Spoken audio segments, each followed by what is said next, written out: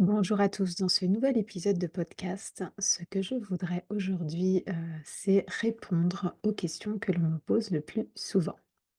Première question qu'on me pose souvent, est-ce qu'on est vraiment obligé d'utiliser la boussole en feng shui? Pour vous la faire courte, la réponse pour moi c'est oui, bien sûr, of course, sans boussole, ce n'est pas du feng shui traditionnel. D'accord? Donc il y a effectivement des écoles de feng shui même traditionnelle comme l'école de la forme où finalement on va analyser tout ce qui se voit, on va analyser le paysage et là on n'a pas besoin de boussole en fait, d'accord? Ça va être vraiment tout ce qui va entourer votre habitat. Par contre, quand il s'agit d'exploiter le chi, quand il s'agit de regarder, le diagramme énergétique, de votre habitat, là, oui, on a besoin de boussole puisque c'est en fonction du vrai nord, du vrai sud et cetera, donc de l'orientation cardinale qu'on va, finalement, déterminer les caractéristiques des différents, secteurs dans lesquels, se trouve votre pièce. Donc oui, le feng shui, traditionnel utilise une boussole, elle est obligatoire. Voilà. On me pose aussi, souvent la question de savoir qu'est-ce que ça veut dire justement de nourrir les secteurs? Puisque c'est une expression que j'utilise assez souvent dans mes podcasts ou dans mes articles de blog.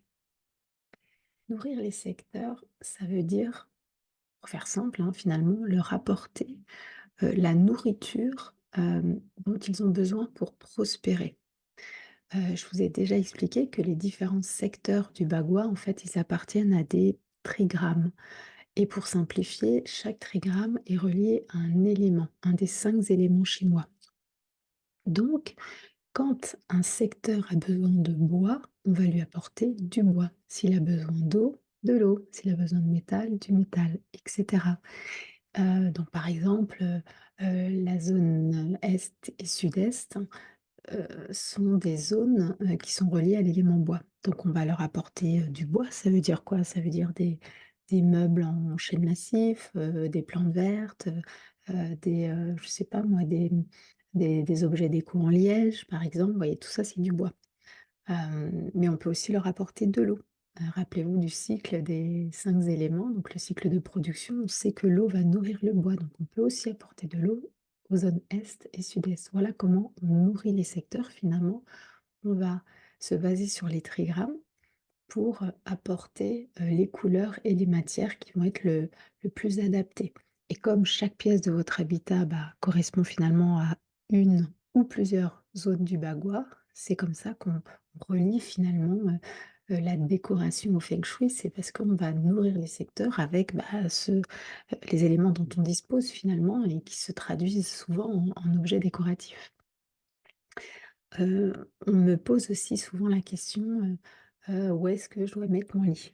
Ça, c'est vraiment quelque chose qui revient assez souvent. J'ai fait plusieurs épisodes et dont, celui, de la semaine, dernière, donc le numéro 66 où je vous ai donné, pas mal de conseils pour votre chambre. Heu, bah, écoutez, je vous laisse, réécouter, l'épisode, mais voilà, il y a 2 choses, voilà, à prendre en compte quand on me demande où je dois mettre mon lit. C'est vraiment, la chose principale, c'est le flux porte-fenêtre et la deuxième chose, ça va être l'orientation en fonction de votre Mingguo, donc votre chiffre quoi personnel.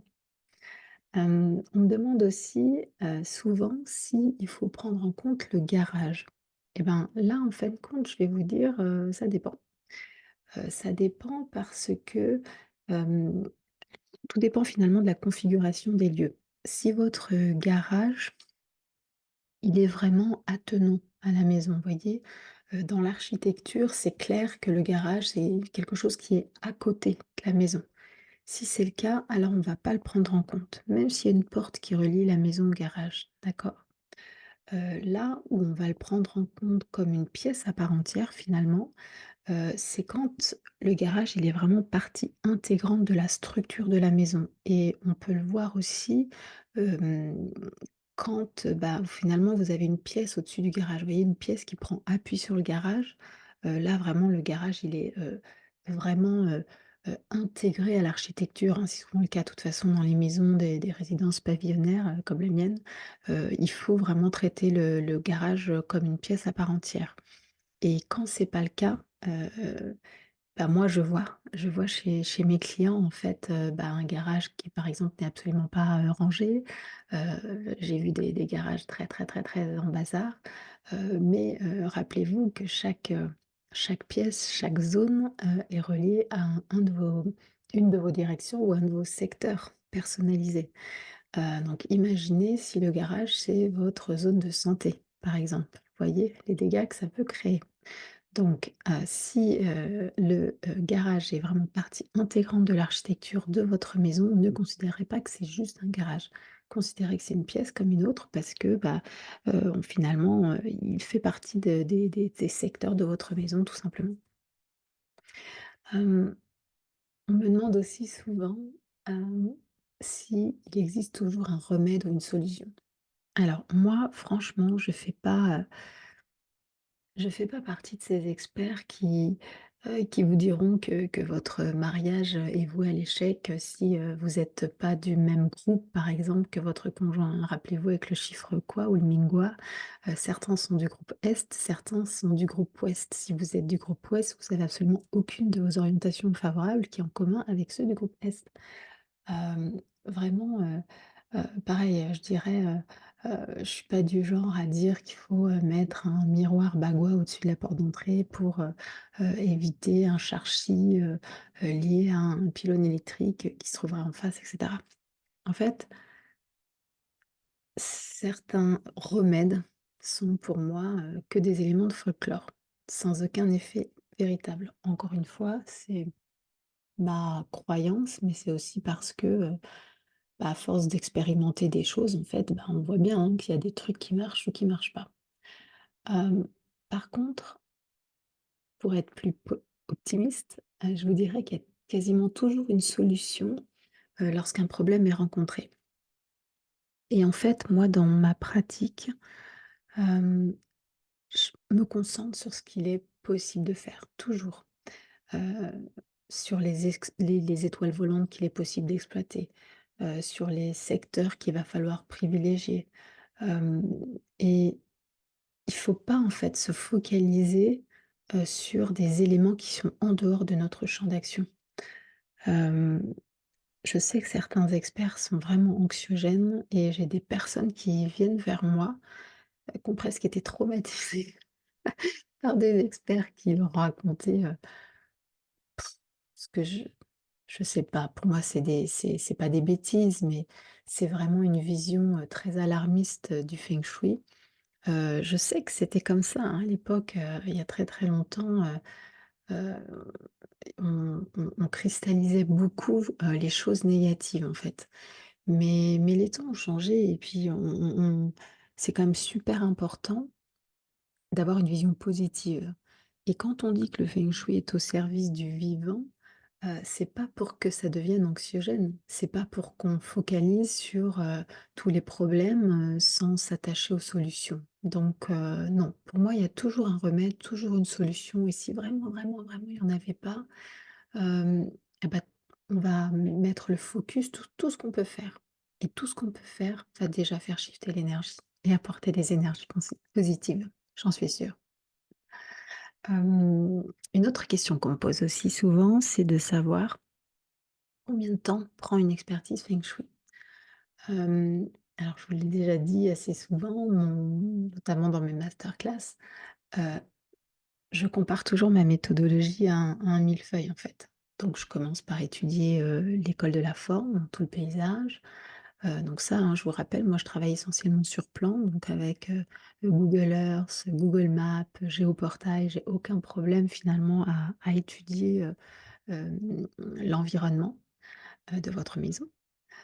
Ensuite, j'utilise, tout ce qui est, école de la boussole. Ensuite, j'analyse les étoiles volantes, hem et puis éventuellement la dynamique du chi, vous voyez, bah, l'équilibre yin-yang et cetera. Donc c'est vraiment différents axes qui viennent se superposer. Hem, c'est comme si j'ajoutais finalement des filtres au fur et à mesure pour finir avec une superposition d'éléments, et au final, en fait, je peux donner préconisation de décoration d'intérieur et de placement d'objets, d'agencement des lits, d'agencement des bureaux, du canapé et cetera. Donc toute cette étude, en fait, quand je fais une expertise feng shui que j'appelle premium, donc c'est mon offre Sens et Sérénité, où là je fais vraiment une expertise où je vais donner tous les détails, dans le rapport d'expertise. Là, le délai standard, on va dire qu'il est à environ, 3 semaines, d'accord? Pour mon offre Ma maison haute vibration, le rapport feng shui est un peu plus light, puisque, en fait, je vais donner juste, des préconisations, qui vont être un peu plus limitées, même si, de toute façon, je fais une expertise, complète, bien sûr. Mais, pour toute la traduction, par exemple, de ces recommandations en décoration d'intérieur, ça se fait sous le cadre de vidéos d'accompagnement et des coachings de groupe. Donc c'est pour ça que le rapport, feng shui dans ces cas-là, il est un peu plus light, pour mon offre Ma maison haute vibration et dans cet accompagnement-là, je compte à peu près, 15 jours, de délai pour, fournir effectivement, le rapport d'expertise. Donc voilà, ça vous donne une petite idée. Et enfin, dernière question qu'on pourrait aborder parce qu'elle est quand même un petit peu liée finalement, c'est, une expertise feng shui, mais combien ça coûte? Alors, hem, je pense que vous l'aurez compris, avec ma réponse précédente, faire une analyse feng shui, vraiment de feng shui traditionnel, ça prend du temps. Ça requiert, beaucoup d'organisation et de concentration, mais aussi beaucoup d'enseignement et de compétences. Je vous fournis donc un rapport et tous les plans, qui correspondent finalement aux différentes abacs, quoi. Donc, je vous fournis un plan qui vous donne la sectorisation et qui vous indique, les éléments, à fournir pour ces secteurs. Je vous donne, un plan avec les étoiles volantes, je vous donne un plan avec, vos zones personnalisées et les zones personnalisées de tous ceux qui habitent, dans la maison. Et dans le cadre de mon accompagnement premium, par exemple, je vous guide vraiment, bah, pendant 3 mois de façon, individuelle. D'accord?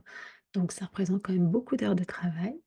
Donc pour vous donner, une idée, en fait, et ben, Ma maison, haute vibration, il y a un tarif qui est fixe et qui, au moment où je vous parle, est à 2 400 €. Mais avec, ce rapport-là, en fait, ensuite vous êtes accompagné à vie, parce que c'est des coachings de groupe, voilà. Et vous avez aussi, à votre disposition, les vidéos d'accompagnement qui sont en illimité. Et puis dans mon accompagnement premium où là, en fait, je vais avoir une expertise encore plus poussée et surtout un accompagnement vraiment individuel pendant plusieurs mois, là, les c'est sur devis, ça commence à partir de 3 000 €. Voilà, donc comme ça, vous avez une idée de combien coûte, une expertise, feng shui. Voilà. Et bien, écoutez, je crois que j'ai fait le tour sur, les questions. Je regarde un petit peu mon anti-sèche. Oui, c'est ça, j'ai oublié aucune section, aucune question, que l'on me pose vraiment le plus souvent. Il y en a d'autres, mais voilà, je voulais vous faire, un petit épisode, là-dessus parce que, bah, parfois, on n'ose pas poser les questions, on n'ose pas me les poser directement et comme ça, bah, peut-être que c'est des questions que vous vous posez vous et vous aurez tout de suite les réponses. Je vous souhaite une belle journée. Ciao, ciao.